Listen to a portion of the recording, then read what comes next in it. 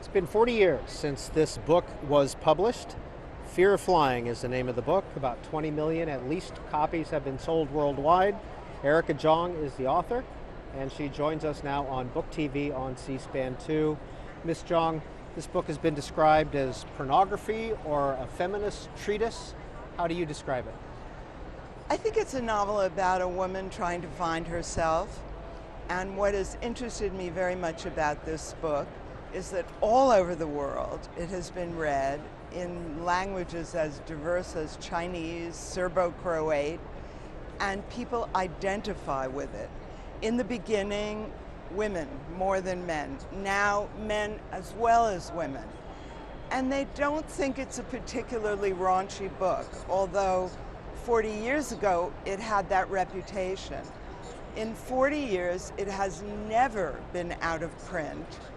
All over the world, new editions keep appearing, and I think the reason is not because of the sex, but because it's extremely relatable. People see themselves in it, and I'm very proud to have written it. What sparked your writing this book? I can't tell you. I wrote it and rewrote it throughout my 20s. I wrote it from a man's point of view, from a woman's point of view. I finally found the voice for it, which was a New York wisecracking voice, which is me partly. John Updike wrote that it was the New York kid on the couch, wisecracking, full of Yiddishisms, full of humor. And I think that description still holds. Henry Miller predicted it would make literary history and change the way books were written, and actually he's right. Women write differently and men write differently because of fear of flying. So it's turned into a phenomenon which was not about sex, but about liberating a new voice. And I think that is why the book has had this staying power. Some people have compared it to Holden Caulfield, The Catcher in the Rye by Salinger. It's been compared to everything. Who's the main character, and what are her travels through the book?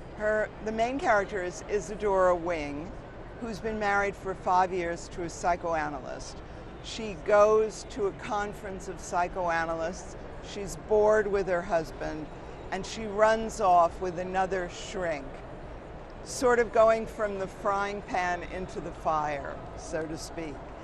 And the book is her journey with this psychoanalyst, which is both a journey through the present and a journey into her own past.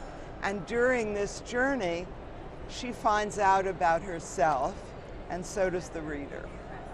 So you wrote this, rewrote this in your 20s, so you were writing it in the 60s, late 60s, early 70s. Early 70s, right. Was there a feminist angle to this book when you were writing it? Every book I write is feminist because I believe that women need more change than we have yet achieved. We have come halfway toward a female revolution, but we're not all the way there yet. We are no longer, we don't yet have parity with pay. We don't yet have enough women in the boardroom. We are not yet liberated totally in the bedroom. Neither the boardroom nor the bedroom are equal. And so we still have a lot of work to do. What was the reaction in 1973 when this came out? The reaction was enormous and completely contrary.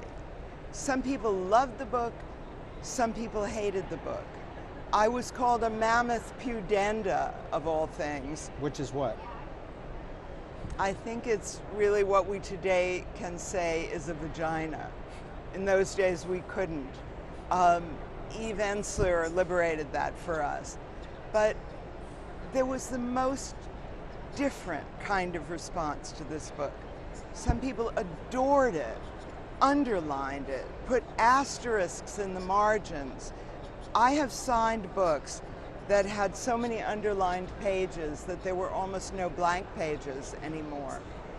Some people hated it and thought it represented the decline of civilization.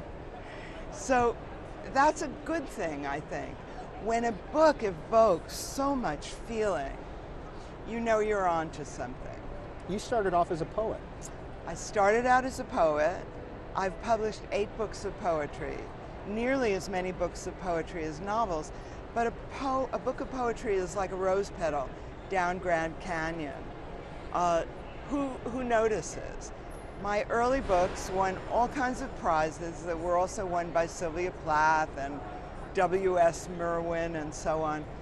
But my novels have overshadowed my poems, which is really not surprising. I still consider myself a poet who fell into the habit of writing novels. Do you still write poetry today? Always.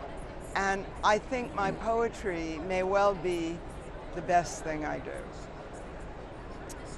Your other novels, overshadowed by Fear of Flying, correct? In many ways. I've published Do you so resent far 8 novels, including 3 wonderful historical novels. One set in ancient Greece, Sappho's Leap. One set in 18th century England, Fanny Hackabout Jones. One set in Shakespeare's Venice. So I don't resent that. I mean, very few writers are famous for more than one book. Charlotte Bronte is only known for Jane Eyre. 3 of Dickens' novels overshadow his other novels. David Copperfield, Great Expectations, overshadow all his other books. It is very rare that a writer is known for more than one book. Of course, I wish people would read my poetry and all my novels because I think I've made a journey and am a better writer today. But it's rare for a writer to be known for all her works. Were you fearful when this book came out, or were you looking forward to it? Terrified. Absolutely terrified. I wrote with the wind at my back, full of fear. I thought I would be hanged, drawn and quartered. In some ways, I have been. I truly didn't know what the result would be. I wasn't sure it would sell at all, let alone 27 million, which are the current numbers. I had no idea it would be in Chinese and Russian and Serbo-Croat and Bulgarian. Who knew? So it has been an amazing ride. It has taken me, that book, Fear of Flying, has taken me around the world with people in all languages saying, I identify. What do men say about this book? Many different things. Some men say, it's helped me to understand women. Some men say, it's made me a sex object. One of the heroes of the book is an Asian American doctor, and he says, you've made Asian American men sexy. Everybody thought we just wore pocket pen protectors and were nerds. You've made us sex objects. So I get a large variety of responses. Erica Jong, some feminists have called this pornography and have criticized Fear of Flying. Not really feminists. Many great feminists were also great lovers. George Sand was a great lover.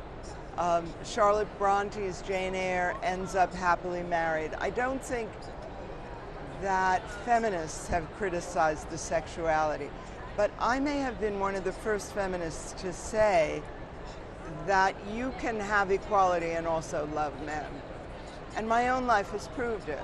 I've been married 4 times. I've been married to my present husband 25 years. I believe you can be a lover and a feminist, and my life proves it. Would you compare in any way Fear of Flying to Betty Friedan's feminine mystique? Not really, because Betty's book is a nonfiction work, and mine is a work of fiction.